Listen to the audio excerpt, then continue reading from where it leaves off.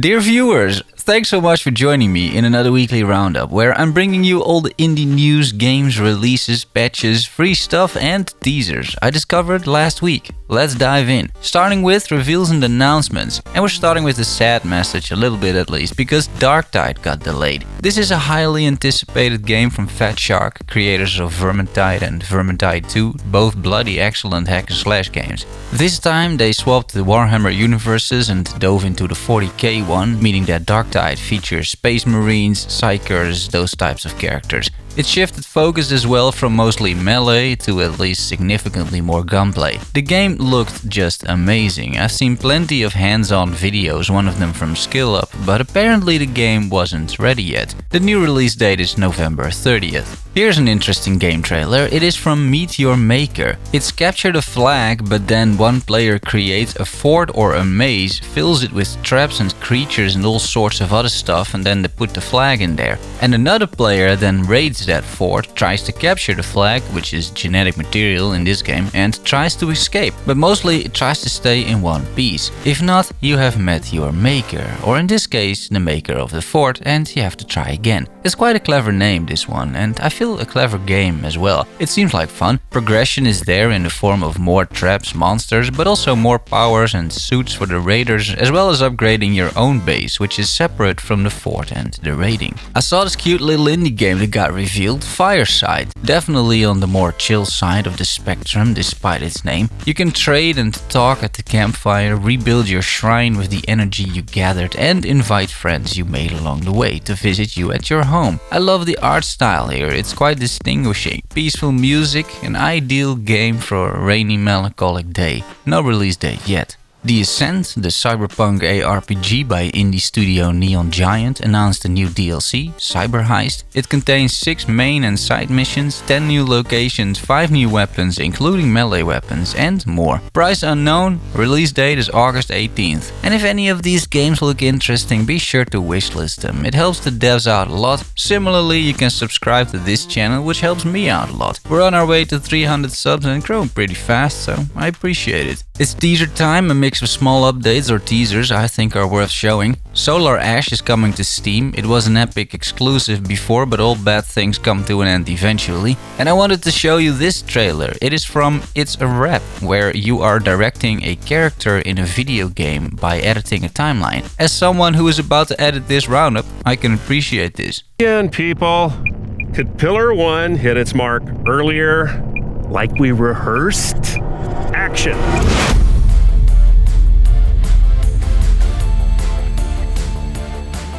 From developer Chunko Studios and publisher AMC Games, the greatest action hero you've never heard of, Johnny Rush.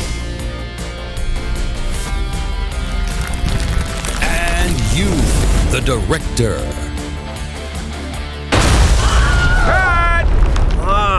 Let's get this wrapped before the next millennium. Proceeding with the patch Plaza, bringing an overview of patch news. Wolcen released patch 1.1.6.0, bringing full controller support. And they aren't kidding around either, because the whole UI got a rework as well. I've played this a little bit for an hour or so, and I think the implementation is some of the best I've seen so far in an ARPG. Even the menus are done well, and inventory management is doable. Games like Path of Exile or Last Epoch, they pull off the combat just fine with the controller, but they lack inventory management, and Wolcen honestly nailed it. It has a more simplistic inventory, I do realize this, but especially Last Epoch can take a page out of the Wolcen book here. Gedonia released a small patch, 0.75a. The solo dev of this ARPG adventure game reworked the underwater temple dungeon, making it larger and the puzzles simpler. There are a few new low-level armors available, also for the modding community, and most importantly, you can now pet your dog.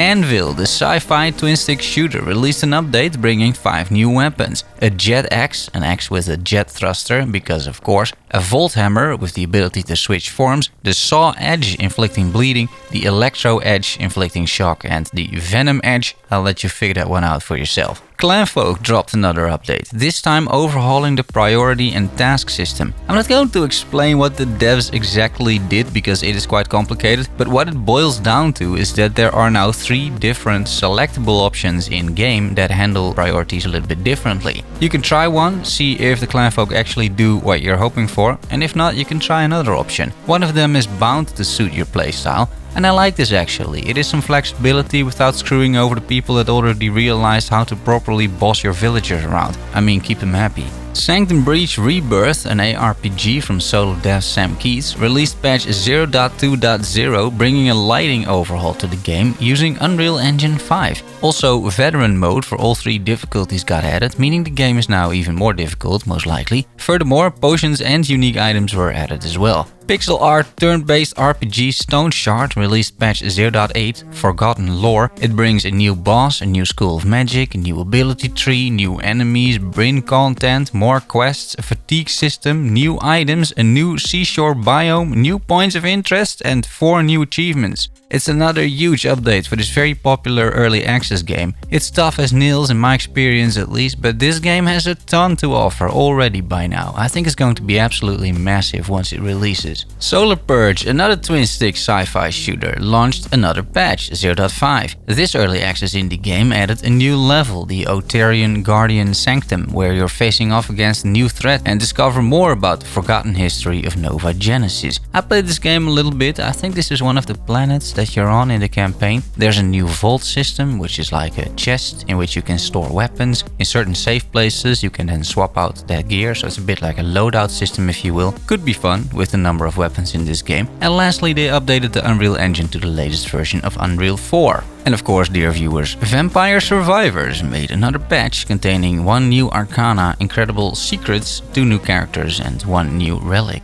Then releases. Looking back at what released last week, Earth's Shadow from solo dev WRF Studios released into early access for €12.50. I'm glad to see it released after playing it quite a bit myself in earlier versions. Reviews, only 13 of them so far, are positive with an 84% Steam user rating. There's a demo too, which you should definitely download first, I feel, because this is still very much early access, with quite a bit of polishing to be done in this sci-fi dungeon crawler third-person action game. South of the Circle, a narrative-driven indie game about a crashed airplane on Antarctica, released and it costs only €13. Steam user ratings are positive, scoring it an 86%. Metacritic gave it a 79, which isn't too bad either. I might just buy this myself. I do enjoy games like this quite a bit. Camp Canyonwood, a supernatural summer camp game, is out and reviews are few, only 10, and 7 out of those 10 like this early access game so far. Reviews mention lack of content, bugs and a high price as the main culprit here.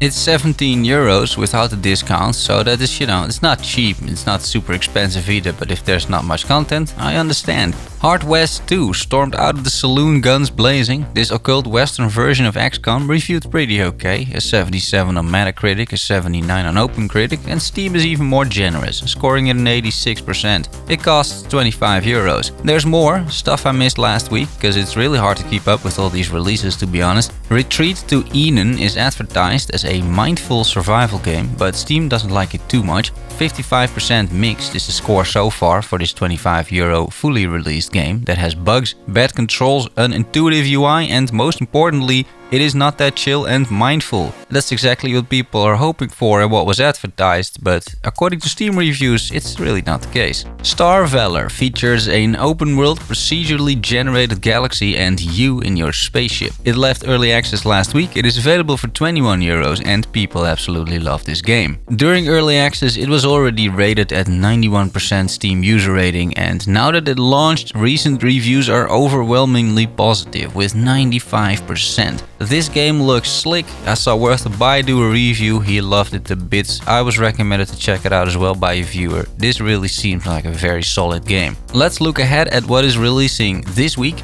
Dream Cycle escapes the clutches of early access. This Lovecraftian third-person action game where you venture into the legendary Dreamlands has occult powers, unique weapons and special combat abilities, and you're supposed to explore, adventure, survive and find a way to break the curse that threatens expands the waking world. It releases August 8th for the very low price of only €10 because it's 50% off for the next week and a half. After the tremendous success of 2 Point Hospital, 2 Point Studios made another game, and you can guess what the title is going to be. It is 2 Point Campus. This is one of the most ridiculous and outrageous but also funny series out there. Critics love the game, scoring it an 84 on both Metacritic and OpenCritic, saying that the formula is overall even improved. And there is apparently plenty of weird stuff going on at campuses. I don't think that surprises anyone if you've ever been on one. It releases August 9th for €40. Also August 9th, Farthest Frontier enters early access. This city builder from Crate Entertainment has people excited because these are the devs behind Grim Dawn and previously Titan Quest. They have temporarily left the ARPG genre to work on a sim game, and from what we've seen so far,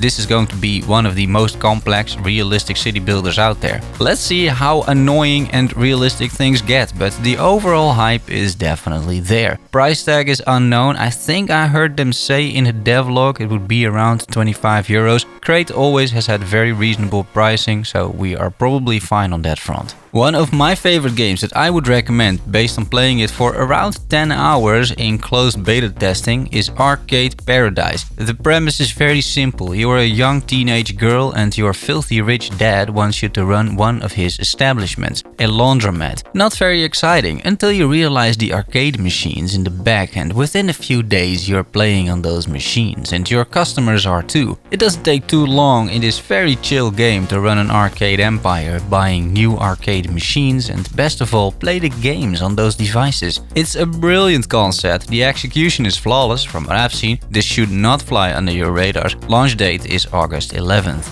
Another guaranteed hit from publisher Devolver, because that's what they do. Hail all sheep, because Cult of the Lamb, a roguelite ARPG, enters the world on August 11th, allowing you to create the most vile and cutest cult of all time. Fluffy characters doing horrible things, it's never been better, I'm sure. It'll be €22. This week's sort of free games, because I'm Dutch and I'm cheap. Epic offers Unrealed, a co-op or PvP train game where it is your team's job to get a train from A to B, crafting parts, removing obstacles, etc. Seems fun enough. Art style's cool too. Uncle Phil from Game Pass added 3 games. Tom Clancy's Ghost Recon Wildlands, the game that almost single-handedly broke Ubisoft. This is iconically terrible. Then Shenzhen.io, a puzzle coding game where you have to build circuits. Game Pass has some really strange games over there, that's for sure. And finally, Turbo Golf Racing, an early access game like Rocket League, but probably not as good. Time for some personal updates. What have I been up to?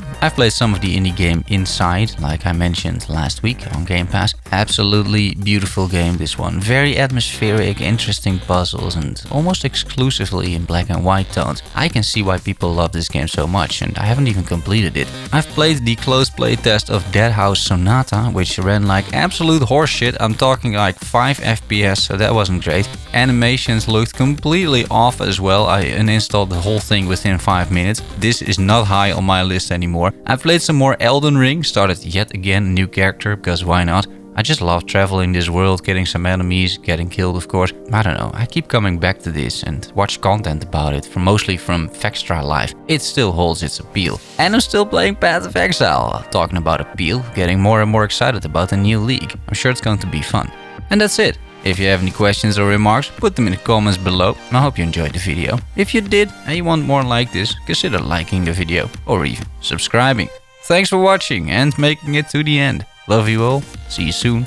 Bye bye.